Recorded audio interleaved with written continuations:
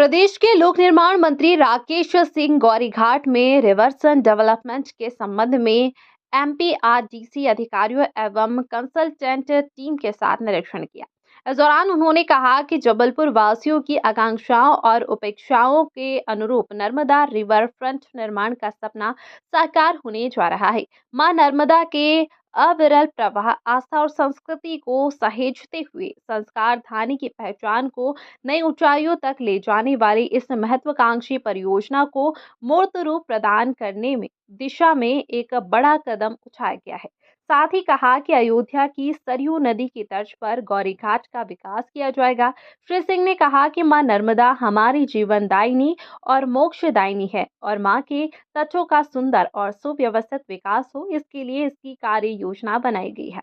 इस योजना में जहां एक पवित्र धार्मिक स्थल के रूप में इसे विकसित किया जाएगा, वहीं आध्यात्मिक और धार्मिक पर्यटन स्थल के रूप में भी गौरीघाट एवं तिलवारा घाट का विकास किया जाएगा। इस योजना में स्थानीय व्यापारियों और तीर्थ पुरोहितों को भी समाहित कर कार्य योजना बनाई जाएगी, जिसके मां के दिव्य स्वरूप के अधिक दिव्यता के साथ दर्शन हो सके, इसका विशेष ध्यान रखा जाएगा।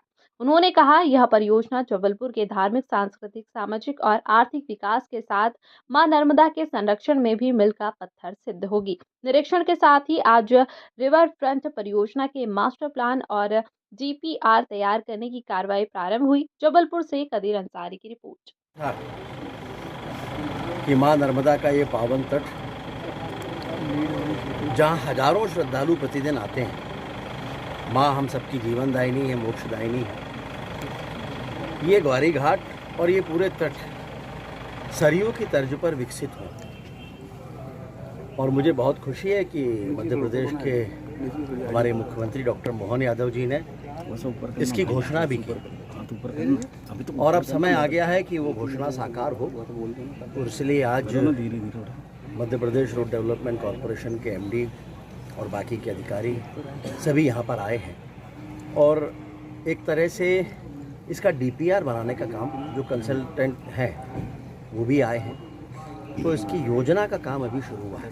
अगले 2 से 3 महीने में एक बार इसका डीपीआर तैयार होगा, योजना बनेगी, और उसके बाद फिर काम की प्रक्रिया प्रारंभ होगी। कुल मिलाकर यहाँ जो माँ की पवित्रता है, जो मर्यादा है, जो दिव्यता है, उसको ध्यान में रखते हुए सरयू की तर्ज पर घाट भी बने, सुंदर रिवर फ्रंट भी बने, लेकिन माँ की पवित्रता कहीं से भी भंग ना हो और नष्ट ना हो।